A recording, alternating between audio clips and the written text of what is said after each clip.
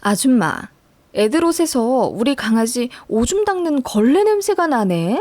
반지하 사는 거 티내는 거야? 하고 혼자 깔깔 웃던 어느 부잣집 사모님의 악마 같은 얼굴이 비를 퍼붓는 장마가 되면 이따금 떠오릅니다. 20년 전 그날은 비가 유난히 많이 오던 날이었습니다. 저는 중학교 3학년이었고 바쁜 엄마를 대신해 남동생을 케어하며 학교 다니고 열심히 공부하던 어느 가난한 집 딸이었습니다. 남동생은 저보다 3살 어렸고 곧 초등학교 졸업을 앞두고 있던 꿈이 많은 소년이었죠. 저도 공부를 꽤 잘했지만 남동생은 어릴 때부터 유난히 똘똘하더니 전문기관 IQ 검사에서 상위 1%라는 결과를 얻은 인재였습니다. 제 동생은 타고난 지능 때문인지 지적 호기심이 많아 초등학교 내에 있는 작은 도서관은 이미 섭렵한 상태였고 제가 다니는 중학교에서 교장 선생님의 특별 허가를 받아 교내 도서관을 드나들 수 있는 유일한 외부인이었습니다. 가끔 교무실에 들어와 저희 수학 선생님한테도 모르는 문제를 물어보기도 했고요. 아마 저희 집이 찢어지게 가난했고 남동생이 특수한 인재였기 때문에 학교에서 넓은 아량을 베풀어 주셨던 것 같아요. 그날도 제 동생이 학교를 마치고 저를 기다리며 본관 3층에 있는 도서관에서 열심히 과학 서적을 보고 있었습니다. 저를 얌전히 기다리고 있을 남동생 생각에 급하게 구역 청소를 마치고 도서관에 달려가 동생을 데리고 집에 갈 준비를 하고 있었죠. 그날따라 비가 정말 많이 오더라고요. 우산 빌릴 데가 여력치 않아 남동생이랑 그냥 뛰어가자고 했습니다. 그날따라 남동생은 가방에 과학 잡지를 가득 빌려와 넣어놨고 그 책이 젖으면 돈 물어줘야 한다며 울먹울먹 싫다고 하더군요. 저는 곰곰이 생각하다가 학교 공중전화로 엄마에게 전화를 걸었습니다. 엄마는 저희 중학교에서 도보로 2분 거리에 있는 2층짜리 대저택에서 가사 도우미로 일하셨습니다. 학교 바로 옆이지만 한 번도 엄마를 그곳에서 뵌 적은 없었습니다. 절대 오지 말라고 하셨거든요. 엄만 특이하게도 일주일 중 딱 하루, 월요일만 제외하고 그 집에서 하루 종일 일하셨습니다. 저는 그래서 모두가 싫어하는 월요일을 가장 좋아했습니다. 저희 엄마가 일주일에 단 하루 쉴 수 있는 유일한 휴식 시간이었고 저도 아침에 엄마가 차려주시는 아침밥을 먹으며 학교에 올 수 있었기 때문입니다. 아무튼 엄마에게 전화를 거니 엄마가 조금 고민하시더니 그럼 일하는 집으로 잠깐 와서 우산만 받아가라고 하시더군요. 학교 경비 아저씨에게 비닐을 하나 얻어서 남동생 가방을 단단히 싸고 빗속을 뛰어가 엄마가 일하는 대저택으로 갔습니다. 배를 누르니 엄마가 급하게 나오시군 우산을 건네주시더라고요. 이 우산 쓰고 어서 가. 엄마 바빠서 바로 들어가 봐야 돼. 엄마, 나 목마른데 물 좀 먹고 가면 안 돼? 급식이 너무 짰는데 계속 물을 못 먹었어. 야, 그럼 아까 말했어야지. 학교에서 먹고 오게. 아까는 책 읽느라 정신이 없어서 그만. 남동생의 목마르다는 소리에 엄마는 또 한 번 고민하시더니 그럼 잠깐 기다리라며 물을 떠오셨습니다. 쫄딱 젖은 저희이지만 엄마는 절대 집 안으로 들이지 않으셨습니다. 그렇게 비 맞은 생쥐가 되어 대문에서 비를 피하며 집안을 살짝 들여다보는데 어찌나 으리으리하던지 대리석 바닥을 저는 처음 보았어요. 베이지색 마블링이 번쩍번쩍 광이 나는 그 바닥에 비친 샹들리에 조명이 정말 눈부셨고 집안은 동화책에 나오는 것처럼 으리으리하더군요. 한쪽엔 나홀로 집에 영화에서나 보던 벽난로도 있었고요. 엄마는 그렇게 급하게 물을 한 잔 떠와 남동생에게 먹이시군 어서 집에 가라고 재촉하셨습니다. 그때 2층에서 어떤 여자가 고급스러운 강아지를 안고 내려오더군요. 엄마가 그 여자 인기척 소리를 듣고 크게 놀라시며 죄송하다며 사과하시길래 저희는 꿀먹은 벙어리처럼 아무 말도 못한 채 얼어 있었습니다. 그 여자가 저희를 뚫어지게 응시하며 천천히 내려오더니 엄마와 저희를 째려보시더군요. 정말 매섭도록 무서운 그 정색에 남동생은 제 손을 그저 꼭 잡고 서 있었고 당황해하는 엄마를 대신해 제가 입을 열었습니다. 죄송합니다. 제 동생이 너무 목마르다길래 여기 대문에서 물만 먹고 바로 가려고 했어요. 엄마도 빨리 가라고 하셨습니다. 지금 가겠습니다. 하며 제가 나갈 채비를 하자 그 여자가 저희 쪽으로 다가오더니 킁킁 냄새를 맡더군요. 그 모습에 엄마가 기겁을 하며 저희를 서둘러 밖으로 내보내시더군요. 그리고 저에게만 들릴 듯이 귓속말로 말씀하시며 등을 미셨습니다. 미안해 은경아. 엄마가 집에 가서 맛있는 거 해줄게. 동생 잘 챙기고 들어가. 그렇게 저희는 내쫓기다시피 밖으로 나왔고 등 뒤로 대문이 쾅 닫히는 소리와 엄마의 목소리가 들렸습니다. 아, 사모님 죄송합니다. 우리 막내애가 목이 너무 마르다고. 그래서 지금 그 귀한 크리스탈 컵으로 먹이는 거예요? 그 컵이 그러라고 있는 줄 알아요? 더럽게! 하며 유리컵 깨지는 소리가 나더라고요. 제가 급히 동생 눈을 가리고 품에 안은 채 대문을 들여다봤습니다. 아줌마, 애들 옷에서 우리 강아지 오줌 닦는 걸레 냄새가 나네. 반지하 사는 거 티내는 거야? 하며 혼자 재밌다는 듯이 깔깔 웃더군요.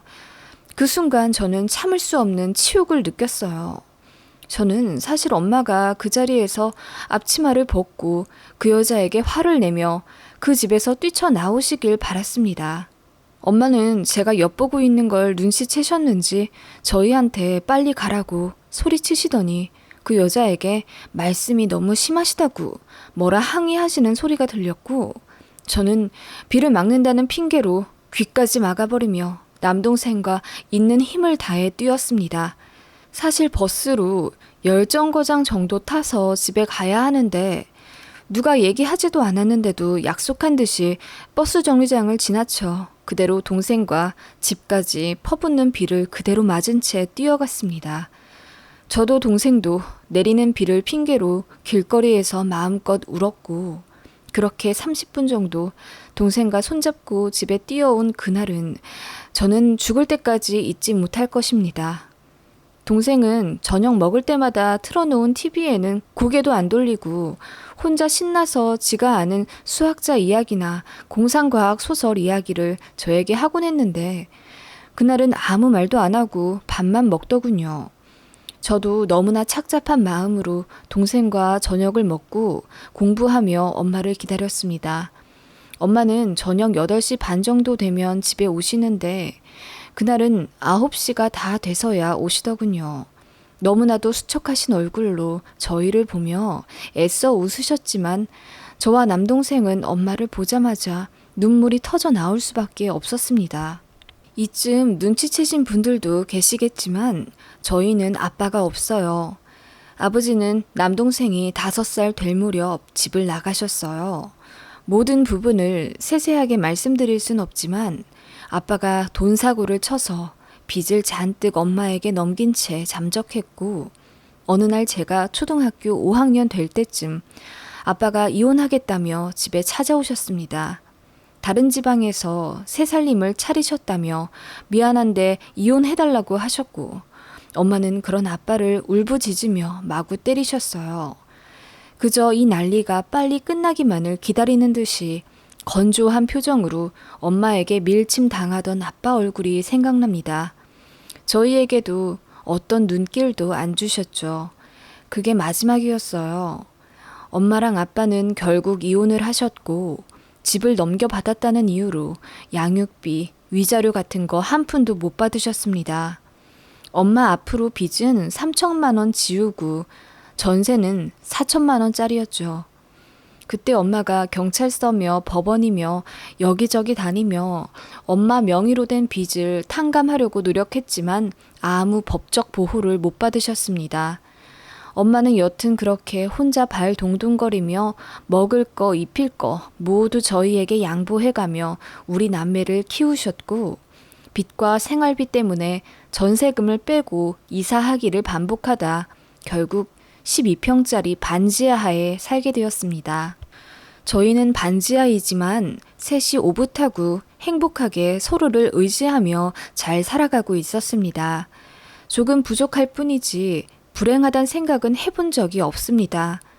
엄마는 내내 전업주부셨기 때문에 하실 수 있는 일의 범위가 적으셨고, 그나마 자신 있는 가사 도움 일을 아빠가 집 나가고 반년쯤 뒤부터 시작하셨어요. 처음엔 저희한테 안 좋은 소문이 돌까봐 먼 동네에 가서 하셨어요. 그러다 엄마가 일을 잘 하신다는 입소문이 돌면서 엄마를 고용하려고 하는 집이 많아졌고, 옮기고 옮기다 마침내 제가 다니던 중학교 근처에 2층 대저택에 1년 정도 일하고 계셨던 겁니다. 엄마는 그 집에 취직하고 나서 너무나도 힘들어 하셨어요.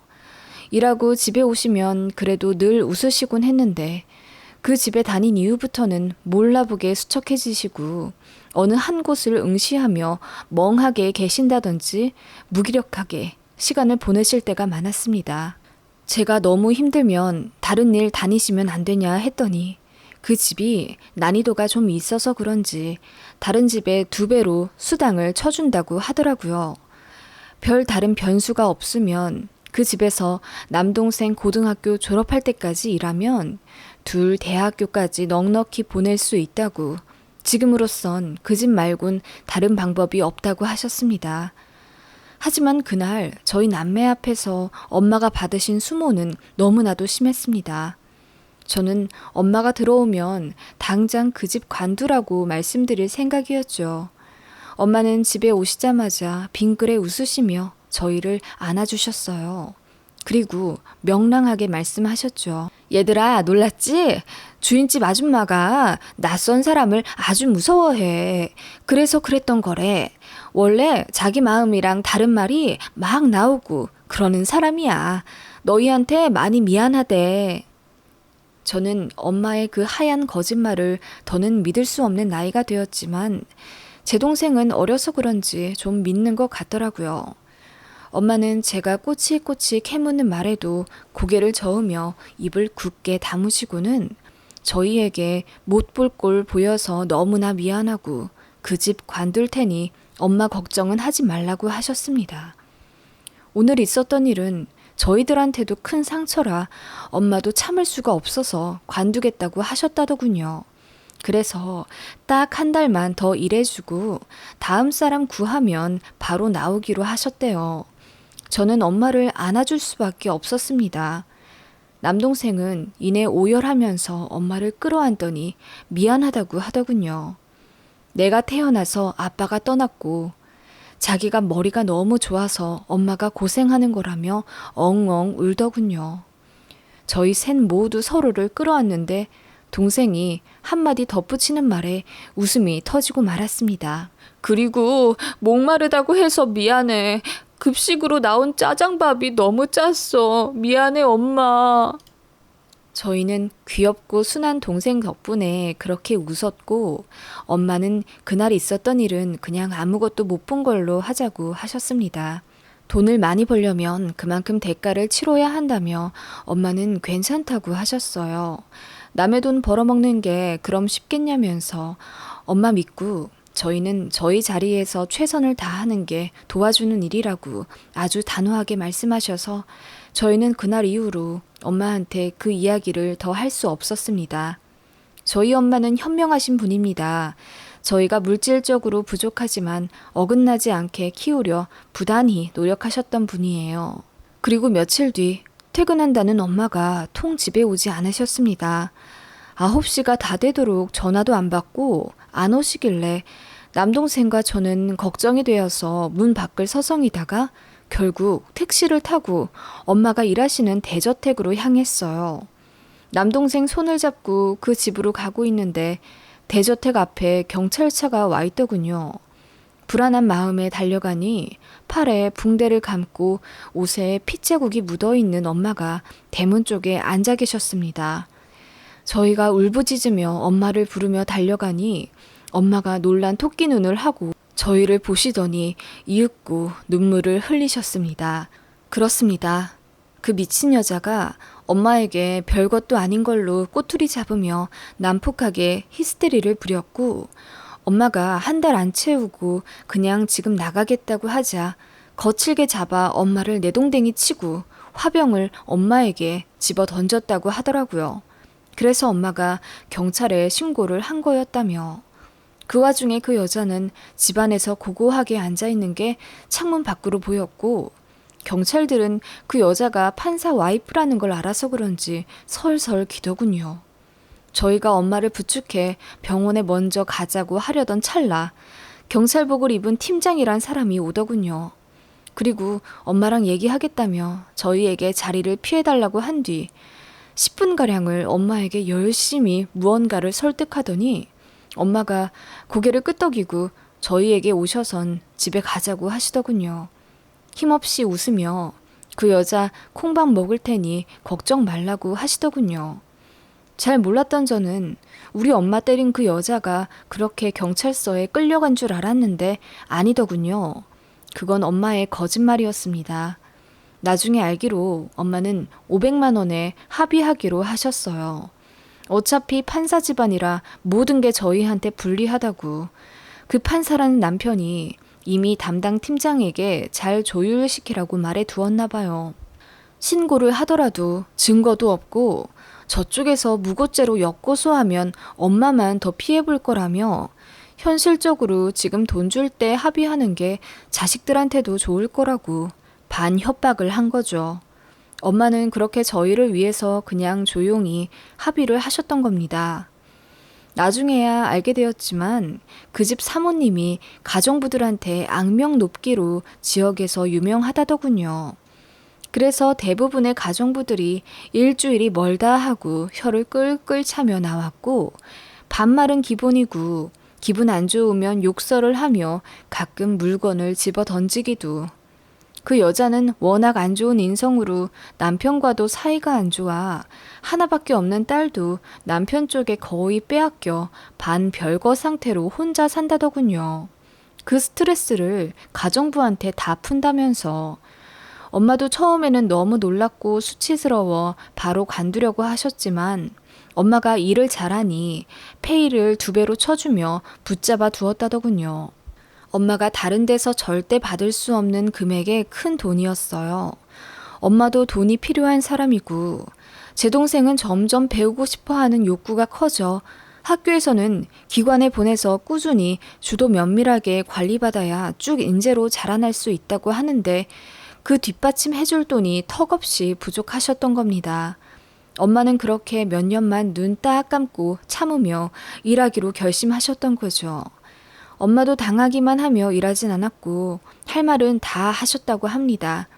그래서 그 사모님과 트러블이 많았지만 그럼에도 쉽게 엄마를 자르지 못하셨던 건 엄마의 실력이 너무나도 좋으셨기 때문이었겠죠.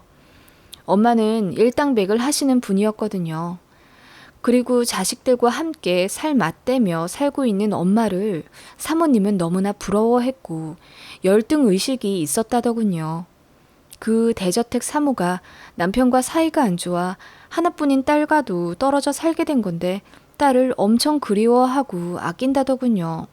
월요일에만 딸을 만날 수 있는데 그 월요일 하루 전인 일요일부터 콧노래를 불러가며 딸 만날 시간만을 기다린대요. 그리고 딸과 하루 만나고 헤어진 그 다음 날인 화요일이 되면 하루 종일 눈시울을 붉히고 각종 히스테리를 다른 사람에게 그렇게 부렸다더군요. 엄마가 못 볼 꼴 보여서 너무 미안하다고 흐느껴 우시는데 저는 절대로 엄마가 약해 보이지 않았습니다. 자식들을 위해 그렇게 묵묵히 더러운 꼴 참아가며 일하셨던 저희 엄마가 세상에서 가장 위대해 보였어요. 엄마를 불쌍하게 생각하면 엄마가 너무 비참하잖아요. 저도 진작 엄마 못 간두게 해서 죄송하다고 하며 울었습니다. 남동생과 저는 엄마의 그 일 이후로 약속이라도 한 듯 더욱 가열차게 공부를 했고, 엄마는 잠시 쉬시다 전보다 월급은 적지만 마트에서 일하게 되셨습니다. 그렇게 시간이 지나 저는 수능을 보고 서울 상위권 대학 경영학과에 입학했습니다. 저는 고등학교 때부터 최종 꿈이 대기업 입사였어요. 어떻게 보면 염세적인, 지극히 현실적인 장래 희망이었죠. 제가 경제적으로 힘이 세져야 남동생과 엄마를 지킬 수 있다는 생각이 들었어요. 제 동생은 의사가 되고 싶다고 하더군요. 하루라도 빨리 대학까지 졸업해서 빨리 의사 되고 뇌 분야에서 1인자가 되고 싶다는 야망을 갖고 있었습니다. 미국에서 자유롭게 공부하고 연구하는 생명과학자가 꿈이었던 제 동생은 어느새 비교적 현실적으로 장래 희망이 바뀌었더라고요. 저는 대학에 들어가자마자 바로 가외 알바를 구해 일을 하며 학업을 병행했어요. 그렇게 하지 않으면 엄마에게 등록금이라는 큰 부담을 드리게 되니까요. 키가 저보다 두 뼘은 커진 듬직한 녀석은 종종 그 여자 길에서 만나면 가만 안 둔다, 어쩐다 하며 분노를 표출하며 이를 갈곤 했죠. 엄마는 지금 모두 행복한데 다 지난 일 들춰 생각하지 말라고 다독이셨고요. 그렇게 모두가 다시 본인의 자리에서 최선을 다하며 삶을 달려왔고, 어느새 남동생은 우리나라에서 최고로 치는 대학의 의대에 들어갔습니다. 저는 졸업 예정자일 때 대기업에 입사하게 되었고요. 그렇게 저희 남매는 각자의 자리에서 열심히 살아왔습니다. 그리고 저는 좋은 사람을 만나 조금은 이른 나이에 결혼을 했고, 남동생도 대학 병원에서 죽을 둥 살 둥 고생하더니 어느새 교수들의 신임을 받는 능력 있는 펠로우가 되었습니다. 그즈음 형편도 좋아져 엄마 집은 어느새 24평짜리 아파트가 되었고, 엄마는 그곳에서 단정하게 살림 꾸리며 알바처럼 마트에 간간히 나가셨어요. 엄마는 갖고 계신 돈과 저희가 드리는 용돈을 차곡차곡 모으셨습니다. 남동생은 레지던트 때부터 선이 많이 들어왔어요. 실력도 좋고 성품도 좋은데다 인물까지 아이돌처럼 본세가 나니 대기업 본부장 딸, 저명한 언론사 조카 손녀, 모 그룹 자회사 딸까지 선제의가 들어온다더군요. 남동생은 바쁘다는 핑계로 모두 거절하다가 직속 선배의 간절한 청으로 나가게 된 선자리에서 만난 어느 판사 딸과 연애를 했습니다. 남동생 여자친구는 정말 열렬하게 남동생을 좋아했습니다. 그 여자친구는 원래부터 금수저라더군요. 저희 집은 그에 비해 너무 기우는데 전혀 아랑곳 않고 결혼하고 싶어 한대요. 제 남동생은 아직 나이도 어려 결혼 생각이 없었지만 여자친구가 남동생을 절대 놓치고 싶지 않았는지 절절하게 프로포즈해서 결국 결혼을 약속하게 되었답니다. 결혼 준비며 집도 전부 여자친구네가 한다더군요. 제가 우리 집은 정말 아무것도 준비 안 해도 되냐니까 남동생이 그러더군요. 남동생 여자친구가 너무나 좋아하는 거 알아서 그 집에서 몸만 오라고 했다면서 그 집은 오히려 결혼이 깨질까봐 전전긍긍 하신다더군요. 아무튼 그렇게 시간이 지났고 어느새 상견례가 잡혔습니다. 으리으리한 호텔의 한정식 레스토랑의 VVIP 룸에 안내받아 들어가니 정신이 하나도 없더군요. 여자친구 쪽에서 먼저 기다리고 있었습니다. 문 열고 들어가자마자 엄마가 죄송합니다. 초행길이라 조금 헤맸습니다. 하고 웃으며 고개를 숙이시니 예비 사돈 어르신들이 같이 고개를 숙이시며 괜찮다고 인사를 나누셨습니다. 고개를 들어 서로의 얼굴을 확인하게 된 후 엄마와 그 예비 안사돈은 소리를 지르며 한 발씩 물러나셨습니다. 그 바람에 저도 상대 안사돈분 얼굴을 봤고 뒤이어 경악할 수밖에 없었습니다. 세월이 많이 흘렀지만 생생히 알 수 있는 그 사람은 바로 저희 엄마가 일했던 대저택의 그 악랄한 사모님이었습니다. 그 여자가 먼저 아니 아줌마! 라고 했고 그 소리에 남동생이 예비 안사돈을 빤히 보더니 그제야 헉 소리를 내며 입을 다물지 못하더군요. 남동생은 약혼자의 판사 아버지만 먼저 배웠다고 합니다. 약혼자 어머니는 사정상 따로 산다며 월요일에만 만날 수 있었는데 남동생이 몇 달째 월요일에 시간이 통 못 나서 따로 인사를 못했고 상견례장에서 처음으로 뵙게 된 거라네요. 그리고 그 사모 딸은 엄마도 그 집에서 일할 때조차 한 번도 본 적이 없었기에 결혼한다며 저희 집 인사하러 왔을 때 알아볼 수가 없으셨던 거죠. 그 바람에 상견례장은 아수라장이 되었습니다. 영문도 모르는 남동생 약혼자와 그 아버지는 그저 당황해하며 어리둥절했고 저희 남매는 원수 보듯이 그 여자를 노려봤어요. 그 여자가 안절부절 못하며 그저 당황해하더니 본인 딸 눈치를 엄청 보더군요. 그리고 그 여자가 저희 엄마 손을 덥석 잡으며 그동안 잘 계셨어요? 하시며 애써 웃더군요. 그때 남동생이 그 손을 탁 쳐내서 모두가 숨을 멈추었습니다. 그 더러운 손으로 우리 엄마 왜 만지세요? 그 말에 남동생 약혼자가 무슨 일이냐고 제발 말해달라고 했고 남동생은 약혼자의 눈을 정면으로 바라보며 말하더군요. 내가 예전에 우리 엄마 고생 많이 했다고 말해줄 때 이 말도 한 적이 있을 거야. 우리한테 반지하 냄새 난다고 모욕 주고 우리 엄마 때려서 경찰도 왔다 갔다던 그 악마 같은 부잣집 사모님. 그게 바로 너네 엄마야. 말도 안 돼.